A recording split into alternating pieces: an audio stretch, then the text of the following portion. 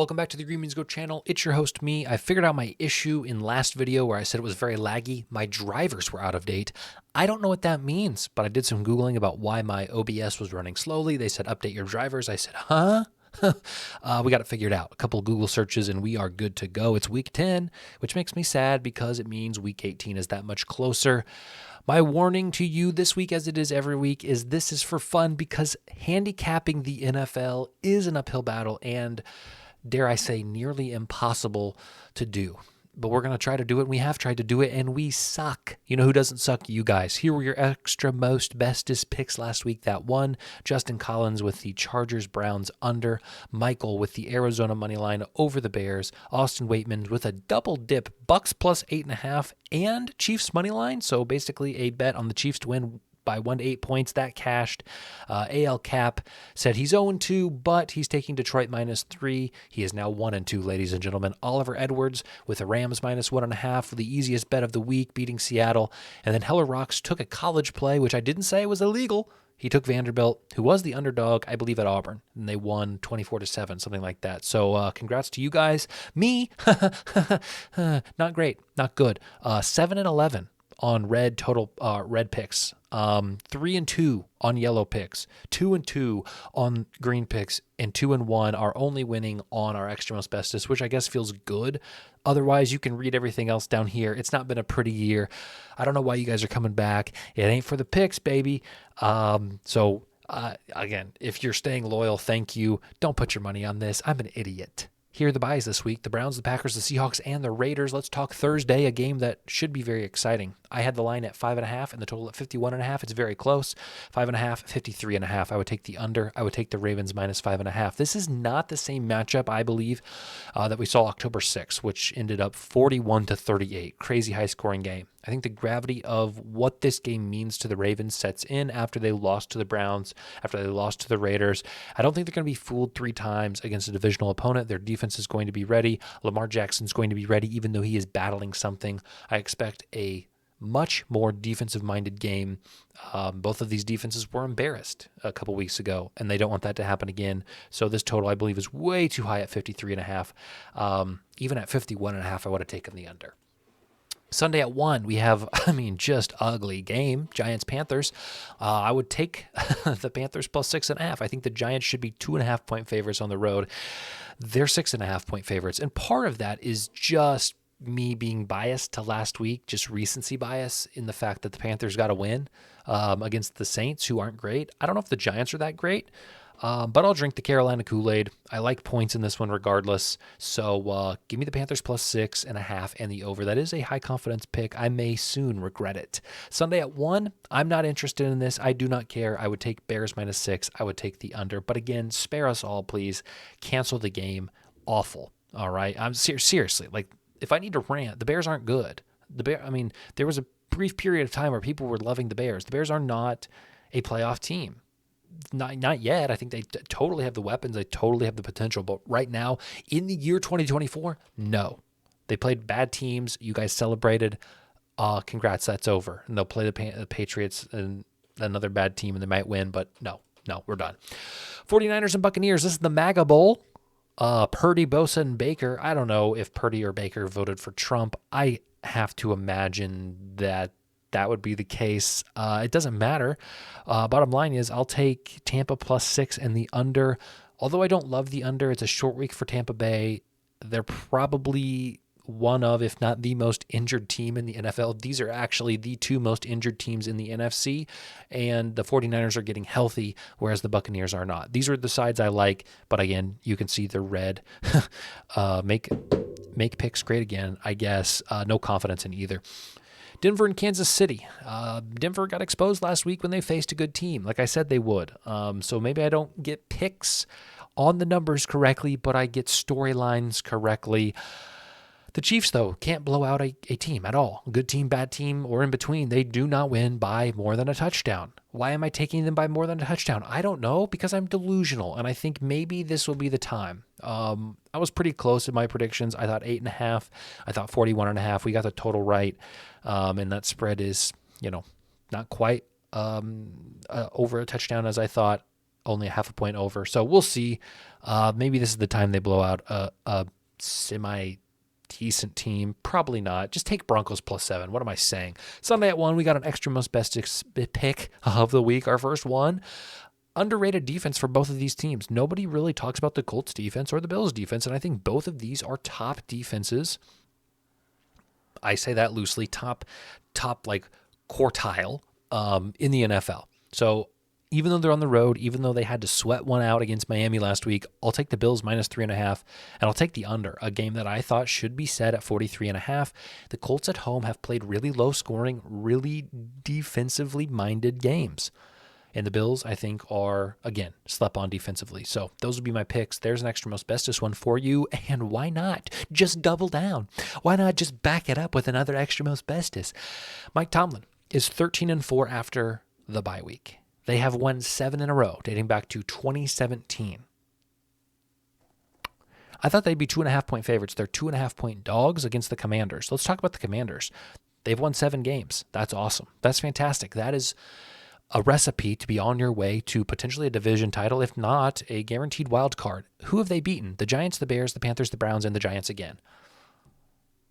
Do you see what I'm kind of alluding to here? I think the Commanders are a good team. I'm not saying that they've had a soft schedule and that's why they're good. I'm saying they are a good team. However, I think the Steelers are a better team. I think with Russell Wilson, they're ready to play. I think a whole other week to get their bearings, fantastic. I think Mike Williams, although he may not be who he used to be with the Chargers, hopefully he's not who he was with the Jets, which was borderline insignificant. I think this is another weapon that Russell Wilson will be able to work with. I mean, he's working with Calvin Austin right now, guys. Calvin Austin and George Pickens. This is a weapon for him in this team. So, yeah, extra most bestest pick. Give me the Steelers on the road under Mike Tomlin. Great after bye weeks. Let's do it. Sunday at 1, maybe our last one. I'm not sure. Vikings -4 in the over. Again, it's a short. I'm laughing because I don't have anything for the Jags. Like, they're not worth my time anymore. It's a road game. It's a short week. They played Sunday night. Maybe there's optimism from the Jags after their late surge in the game, second half against Philly. I thought it would be closer to a touchdown. It's 4. I thought it would be closer to 50. It's 45.5. So whatever. I got a hair in my mouth. I mean, YouTube school doesn't teach you for what you do when you get hairs in your mouth mid-video. Oh, you edit it out. Shut up. It's not the last 1 o'clock game, and this is Falcons and Saints. We've seen this game recently, and it feels ultra trappy to me. I know how this ends. Divisional matchup, my favorite buzzwords every video. I thought the Falcons would be favored by 3.5. It's 4. 44 was my guess. It's 46. I'll take the under. I'll take the Saints in a close one. Chris Olave, we can just assume he's not playing. Carr, really rough week last week. Fighting for his life, I think, in terms of the future with this team. And maybe he doesn't want this team to be his future with, and maybe they don't either, right? So did they fire Dennis Allen? Like, they may have just fired their head coach. And if that's the case, I really like this pick because there's something, and we'll talk about it in a little bit, there's something about when interim guys come in, they want to prove a point. Think about Jets and Robert Saleh. Think about last year with Antonio Pierce and the Raiders, right? So Dennis Allen gets fired, I believe, this week. I think the lack of a coach is good for this team, historically speaking anyway. Titans and Chargers, no interest. I'd have 9.5 and 34.5 as my lines. I'll take the under and I'll take the Chargers on the spread. Jets and Cardinals. The Jets have finally showed signs of life on Thursday at home against Houston, but Arizona has showed sneaky signs all year, a team that has been very slept on. I thought the Jets would be road dogs. They're actually road favorites by 1. I had the total pretty close. I didn't put colors on these. I think this was right at the time my wife and kid got home, so I didn't. We'll put them as both as red or yellow. I don't have a feel about this. I'm not probably going to be betting it. Let's mark them both as yellow just for the sake of what we're going to actually track them as. Eagles and Cowboys. This is what I want to talk about, okay? And this is where plus EV betting, I think, misses out on some things. First off, I think Nick Sirianni is so unserious.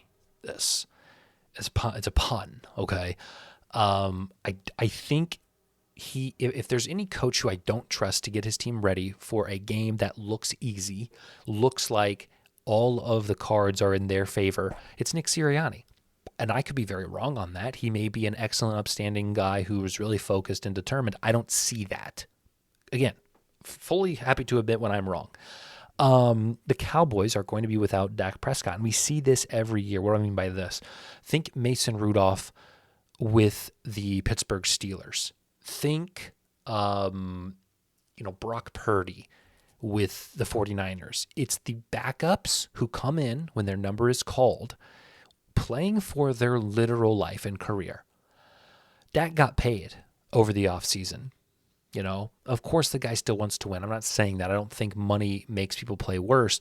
But when you get a guy like Cooper Rush, who really is faced with an opportunity to stamp his legacy, and by legacy, I just mean his ability to continue playing football.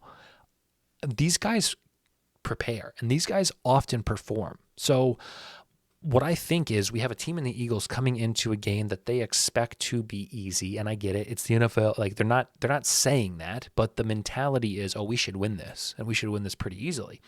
The Cowboys come into this game as this is a division rival. We have a lot of injuries. We're banged up. People are counting us out. We got guys on this team who want to win. And so that's where I find myself. And I think sometimes the plus EV crowd misses that narrative, and maybe it's for good reason. Maybe it means absolutely nothing. I'm going to say it means something. I'm going to say Cowboys +7 and the over. I really like the over. I think both teams put up points in this one. Let's do it. Sunday Night Football, Lions, Houston, a game that should be exciting. Lions, I've talked about it since the beginning of the year. Super Bowl team, okay? And I'm really kind of concerned about the Texans. I want to talk about the rating of them. I don't think they're underrated. I don't know if they're overrated. I know they've had injuries, but their offensive line is really struggling. They've had kind of a mix-up of guys there. Nico Collins, Stephon Diggs now out for the year. It just...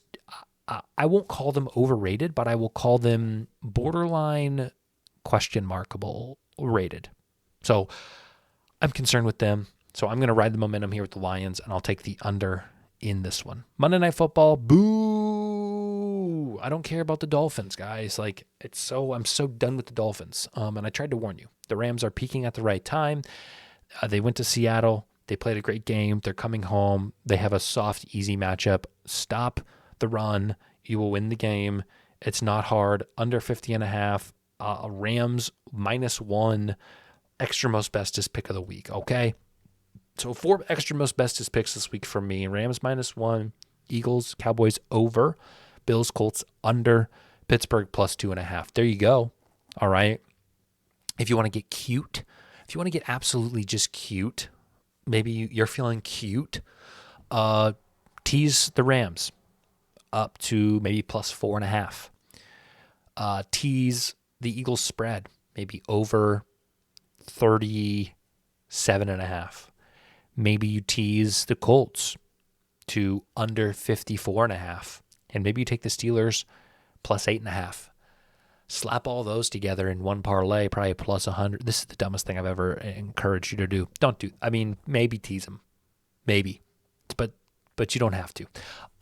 So there you go. That's how I feel about this week. Tomorrow we'll do touchdown picks, which has been just a mess. An absolute mess of content.